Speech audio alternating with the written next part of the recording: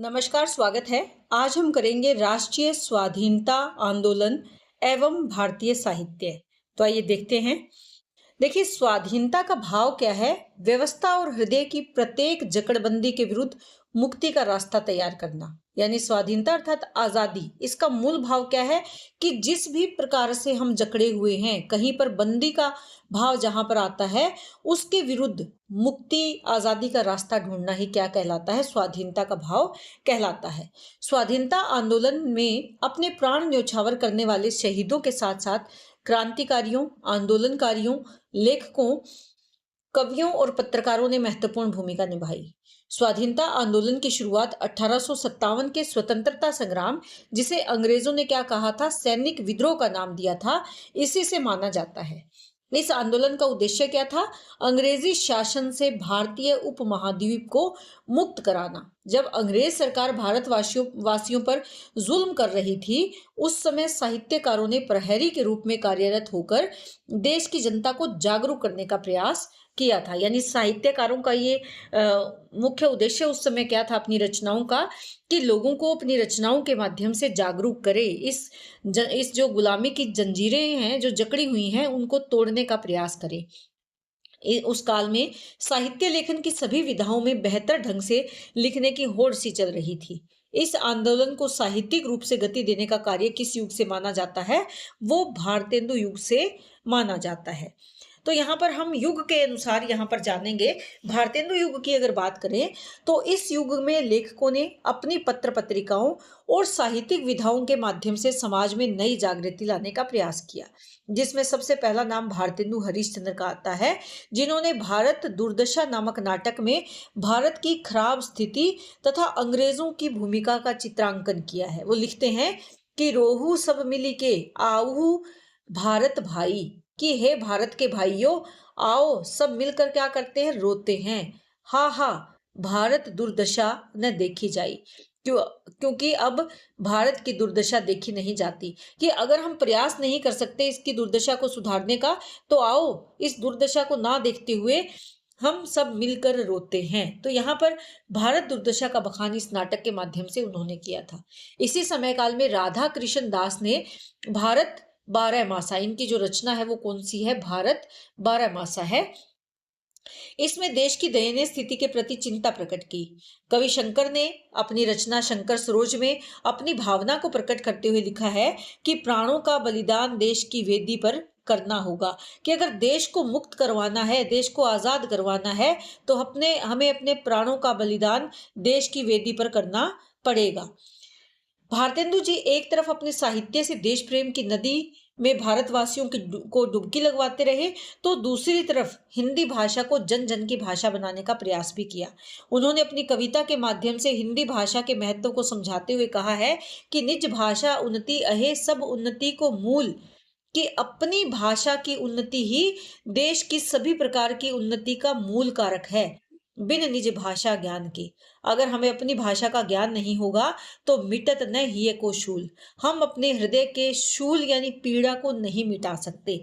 अपने भावों की अभिव्यक्ति जितनी अच्छी तरह से भारत के वासी अपनी भाषा में करेंगे, उतनी ही उनकी उन्नति भी होगी और उतना ही उनके हृदय का जो दर्द है, जो शूल है, जो पीड़ा है, वो भी मिट पाएगी। तो यहाँ पर किसको महत्व दिया है उन्होंने? निज भाषा, अपनी भाषा को उन्होंने महत्व दिया है। देखिए, क्योंकि ये समय काल कैसा था जब अंग्रेजी का प्रचार प्रसार बढ़ रहा था, अंग्रेजों का आधिपत्य हम पर था, तो ऐसे में हिंदी भाषा जो भारत से जुड़ी हुई भाषा है, उसका विकास करके ही देश का विकास किया जा सकता है। ये भारतेंदु जी अपने काव्य में कहते हैं। अब बात करते हैं द्विवेदी युग की। तो द्विवेदी युग की अगर बात करें तो प्रतंत्रता की बेड़ियों में जकड़ी भारत माता को स्वतंत्र कराने के लिए द्विवेदी युग के कवियों ने भी अपनी अपनी रचनाओं के द्वारा लोगों के मस्तिष्क को झकझोर दिया, उनको प्रेरित किया। स्वाधीनता आंदोलन के इस महायज्ञ में समाज के प्रत्येक वर्ग ने अपने अपने ढंग से बलिदान दिए। हर प्रांत, हर भाषा के साहित्यकारों, कवियों और लेखकों ने अपनी मूर्धन्य लेखनी के द्वारा अपनी अपनी आहुतियां डालने का आह्वान किया है। इसमें राष्ट्रकवि मैथिली शरण गुप्त जी का नाम हम यहाँ पर सबसे पहले शामिल कर सकते हैं। इन्होंने अपनी कविताओं के माध्यम से स्वाधीनता आंदोलन को तेज करने में महत्वपूर्ण या अद्वितीय भूमिका निभाई। गुप्त जी ने अपनी रचना भारत भारती, ये उनकी क्या है, महत्वपूर्ण रचना है भारत भारती। इसमें स्वदेश प्रेम का ऐसा वर्णन किया कि संपूर्ण राष्ट्र में प्रभात फेरियां, राष्ट्रीय आंदोलन, शिक्षा संस्थानों, प्रातःकालीन प्रार्थना सभाओं में भारत भारती के पद गांव नगरों में गाए जाने लगे। यानी जो भी कार्यक्रम हो रहा था उसमें भारत भारती के पदों को गाया जा रहा था। उन्होंने उन व्यक्तियों को पशु के समान बताया जिन्हें अपने देश से प्यार नहीं है। उन्होंने अपनी रचना में कहा है कि जिसको न निज गौरव तथा निज देश का अभिमान है, कि जिसे अपने देश पर अभिमान नहीं है, उसको अपने गौरव पर अभिमान नहीं है, वह नर नहीं पशु निरा, कि वह मानव नहीं है, निरा ही पूर्ण रूप से वो पशु है और मृतक समान है, और वो मरे हुए के समान है। जिसे अपने देश पर, अपने गौरव पर अभिमान नहीं है, अपने अपने देश से जो प्रेम नहीं करता, वो किसके समान है, पशु के और मृतक के समान है। तो ऐसी बातें पढ़कर सुनकर जो उस समय का युवा वर्ग था वो प्रेरित हो रहा था। उसमें आत्म चेतना, देश प्रेम का जो भाव है वो उबाल खाने लगा था। स्वाधीनता आंदोलन में अहम योगदान देने वाली वीरांगना, श्रेष्ठ कवित्री भारत कोकिला सरोजिनी नायडू भी रही। उन्होंने झीलों की रानी शीर्षक से लंबी कविता द गिफ्ट ऑफ इंडिया में लिखकर अपने मधुर कंठ से आजादी का गान किया है। देश की मिट्टी को समर्पित गोपाल सिंह नेपाली जी की कविताओं में भी अगर देखें तो कूट कूट कर राष्ट्रीय चेतना और जोश का जो भाव है वो भरा हुआ है। उनके काव्य में राष्ट्रीयता युगीन प्रवृत्ति के रूप में नहीं बल्कि अंदर से उपजी है। कि ऐसा नहीं है कि उस समय इस प्रकार की विशेषताओं से युक्त काव्य रचनाएं लिखी जा रही थी, बल्कि उनके जो भाव है वो उनके हृदय के भाव है, उनके मन के भाव है। देश की मिट्टी से उनका गहरा लगाव था। इस युग के कवियों ने न केवल देशवासियों को स्वदेश प्रेम के प्रति प्रेरित किया, बल्कि स्वयं भी देश के लिए बलिदान देने को वो तैयार नजर आए। इसमें गया प्रसाद शुक्ल स्नेही भी अपने देश के प्रति जो प्रेम है उसको अभिव्यक्त करते हुए कहते हैं कि जो भरा नहीं है भावों से, बहती जिससे रसधार नहीं। कि जिसके अंदर कौन से भाव नहीं भरे हुए, प्रेम के भाव, देश प्रेम के भाव नहीं भरे हुए, और जिसके भीतर अपने देश प्रेम के रस की धार नहीं बहती, वह हृदय नहीं पत्थर है जिसमें स्वदेश का प्यार नहीं। अपने देश से जो प्यार नहीं करता, जिसमें देश प्रेम की रस धारा नहीं बहती, वो व्यक्ति का जो मन है, जो हृदय है, वो पत्थर के समान है, यानी भावों से रहित है। सुभद्रा कुमारी चौहान जी की कविता झांसी वाली रानी को कौन भूल सकता है, जिसने अंग्रेजों की चूल्हे हिलाकर रख दी थी। खूब लड़ी मर्दानी वो तो झांसी वाली रानी थी।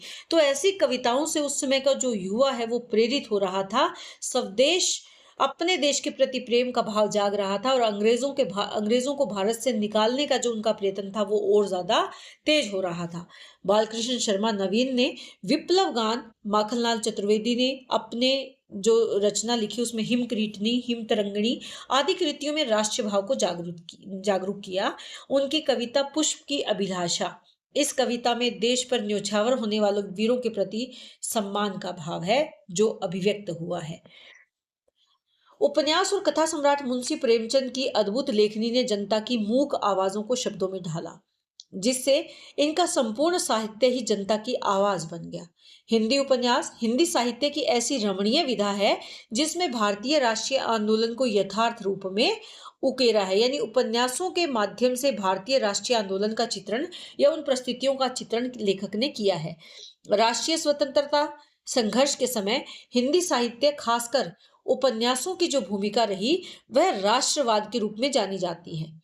इस प्रकार देशवासियों को रंगभूमि के माध्यम से मुंशी प्रेमचंद, जो इनका उपन्यास है रंगभूमि, इससे वो संदेश दिया कि युद्ध के मैदान से पीछे हटना किसी भी प्रकार की धर्म नीति नहीं कही जा सकती। इसी प्रकार जो इनकी कृति कर्म भूमि उपन्यास है, ये राजनीति से जुड़ा हुआ उपन्यास है। इसमें कुछ पारिवारिक समस्याओं से जूझते हुए भी राजनीतिक आंदोलन में भाग ले रहे हैं। यह सभी गांधी जी के सत्याग्रह से प्रभावित है, क्योंकि प्रेमचंद स्वयं गांधी जी से बहुत प्रभावित थे। सन 1921 में उन्होंने असहयोग माला में स्वराज्य के फायदे शीर्षक से प्रेमचंद का एक लेख भी प्रकाशित किया गया था, जिसमें वो बताते हैं कि स्वराज्य यानी आजादी के क्या फायदे हैं और हमें गुलामी से क्यों अपने देश को बचाना है। स्वाधीनता आंदोलन की चिंगारी भारतेंदु युग से शुरू हुई थी, लेकिन इसका विकास छायावाद, प्रगतिवाद और प्रयोगवाद तक भी पहुंचा। इस काल के कवियों में भी ये विचार सुलग रहे थे, किसके? स्वाधीनता के।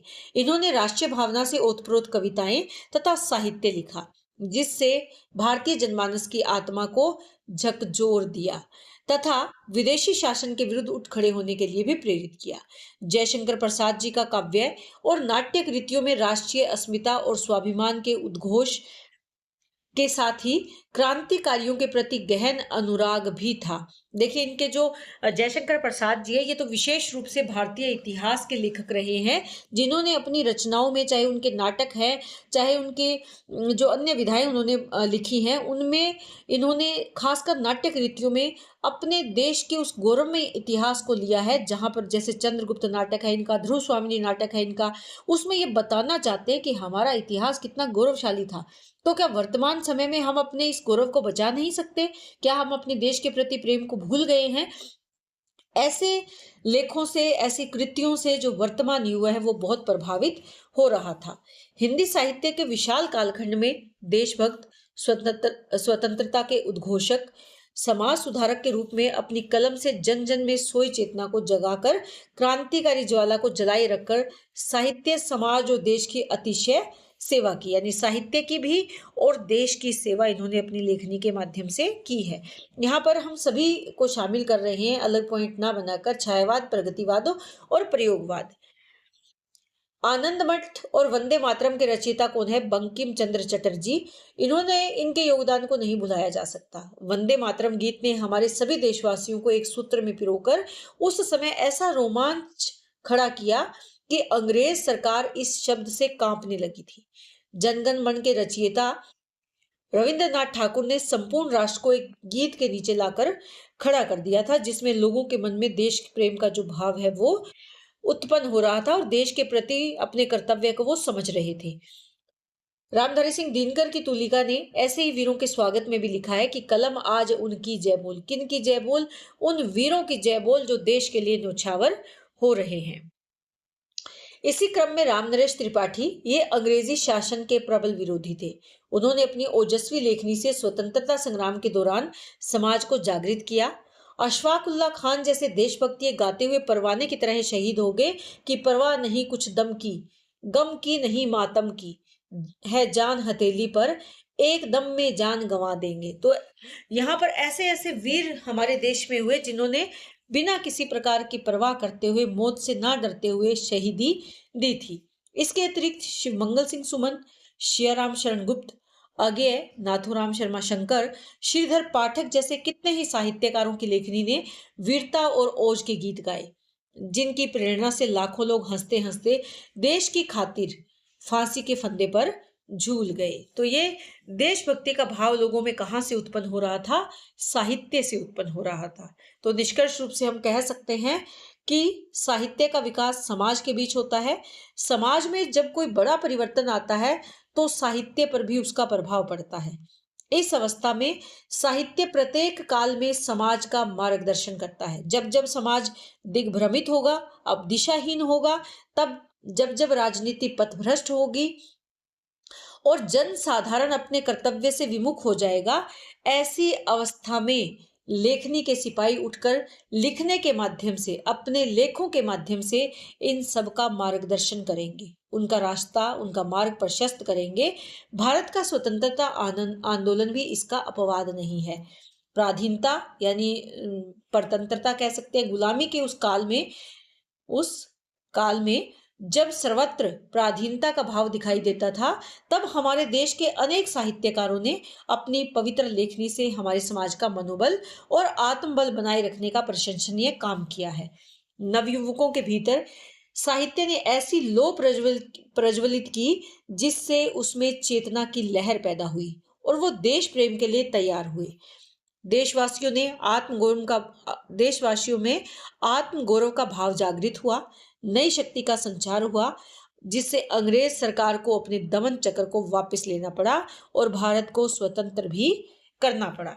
तो इस तरह से हम बता सकते हैं कि साहित्य अपने आप को कैसे समाज से जोड़ता है और उसका क्या प्रभाव पड़ता है।